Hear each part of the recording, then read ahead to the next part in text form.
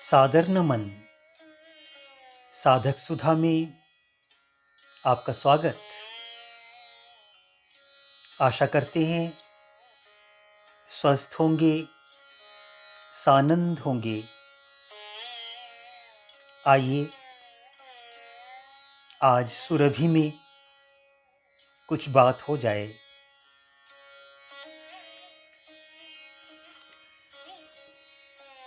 कहा गया है सत्संगति से परमेश्वर मिलते हैं। विद्वानों ने यही तो कहा है ना। कहा गया है वास्तविक ज्ञान हमारे भीतर रहता है। दुनिया का प्रत्येक व्यक्ति एक अनूठी इकाई है। इस इकाई में दिव्यता छिपी पड़ी है। हम इसे पहचान नहीं पाते। एक बीज को ही लें, उसकी शक्ल देखकर यह कोई नहीं कह पाता कि यह विशाल वट वृक्ष बनेगा।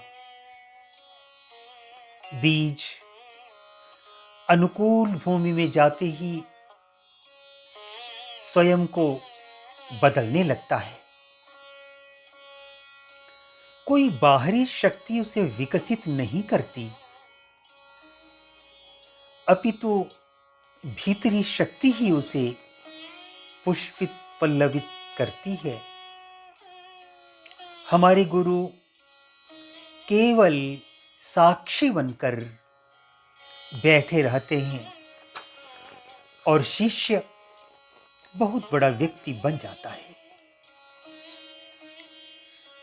गुरु स्वयं सच्चाई को प्रकट करते हुए कहते सुने जाते हैं, गुरु रह गए गुड़, चीनी हो गया चेला। अर्थात अपनी भीतरी शक्ति से ही शिष्य इतना विकसित हो गया कि वह चीनी के समान सफेद, मीठा तथा महत्वपूर्ण बन गया। किंतु गुरु गुड़ के समान अशुद्ध स्वरूप वाला थोड़ा कम महत्वपूर्ण ही रह गया। कोविड के इस दौर में हमें अपने भीतर झांकना होगा। क्या हम रक्त शर्करा से शीत शर्करा में बदले या नहीं? भारतीय रिजर्व बैंक देश की वित्तीय स्थिति को संतुलित रखने वाली उच्च संस्था है। इसके गवर्नर डॉक्टर शशिकांत दास ने भविष्यवाणी की है, अप्रैल 2021 से प्रारंभ होने वाला वित्तीय वर्ष बहुत आशान्वित होगा, बड़ा महत्वपूर्ण होगा। इसमें विकास की दर 10.1% रहेगी। आरबीआई के गवर्नर की इस भविष्यवाणी की सभी को अग्रिम बधाई। एक और सुंदर समाचार पत्रों में छपा है, भारत के शहद की मांग विदेशों में बढ़ी। Britain, Germany, Spain, America, Japan, France तथा इटली में भारत के शहद की मांग बहुत अधिक बढ़ गई है। इसीलिए केंद्रीय उद्योग मंत्रालय ने एक योजना बनाई है कि ग्रामोद्योग विकसित किए जाएंगे। सूक्ष्म, लघु और मध्यम उद्योगों के अंतर्गत अगरबत्ती, मधुमक्खी पालन और मिट्टी के बर्तन बनाने के उद्योगों को प्रोत्साहन दिया जाएगा। इसी संदर्भ में एक और बात सामने आई है।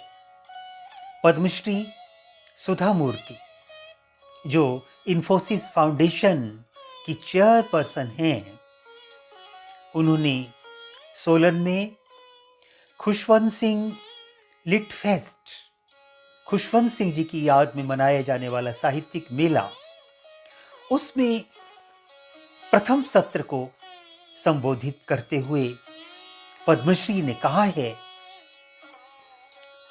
कि गरीबी अभिशाप है। गरीबी में व्यक्ति में साहस नाम की कोई चीज नहीं रहती।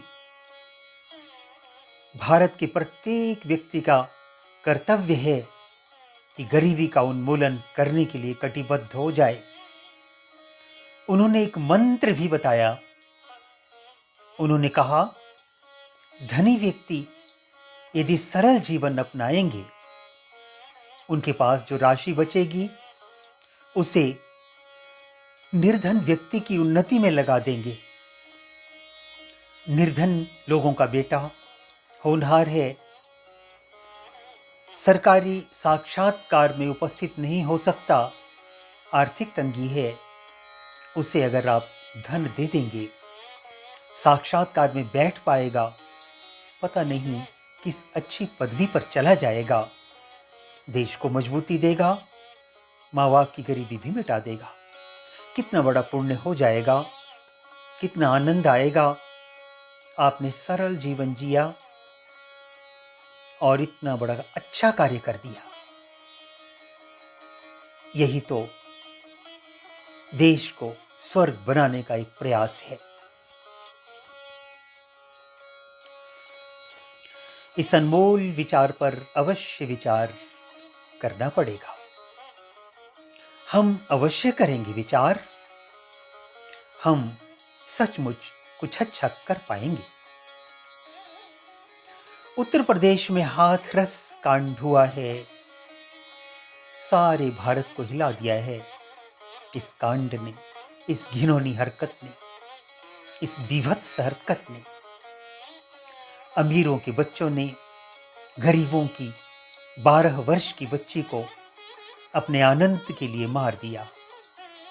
लगता है गांधीवादी विचारधारा पर आंच आई है।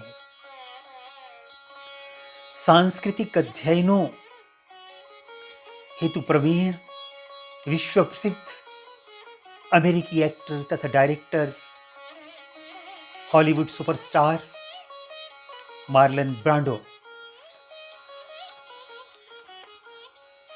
एक बार कह चुके हैं, एवरी टियर ऑफ सोसाइटी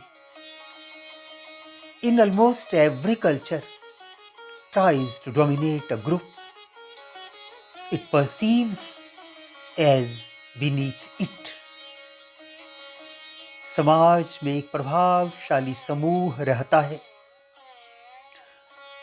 कम प्रभाव वाले समूह को दबोचने के लिए वह हमेशा प्रयासरत देखा गया है।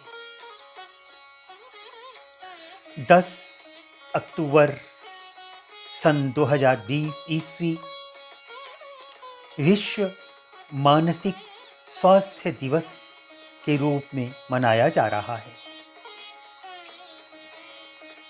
इस दिवस की वर्तमान संदर्भ में यही पुकार है कि मेरे प्यारे भारतीय, अपने मन को सुधार लो। मन के जीते जीत है, मन के हारे हार। अगर धनी भारतीय मन को जीत लेगा, निर्धन भारतीय ऊंचा उठ जाएगा। पा सके प्रत्येक मानव पथ खुला उत्थान का। कुछ कड़ा सरिका हृदय हो, कुछ द्रवे पाषाण का। पा सके प्रत्येक मानव पथ खुला उत्थान का। उत्थान का पथ जनसाधारण को मिल गया तो सचमुच यह धरा स्वर्ग बन जाएगी। इस पृथ्वी पर शांति को लाना है, शाश्वत शांति, जब आ जाएगी, धरा स्वर्ग बन जाएगी, तभी सभी तरह के लक्ष्य पूरे हो पाएंगे। प्रार्थना है, प्रभु हम भारतीयों को सद्बुद्धि दे। आज का दिन सभी के लिए मंगलमय हो। शुभकामनाओं के सहित आपका अपना रवि।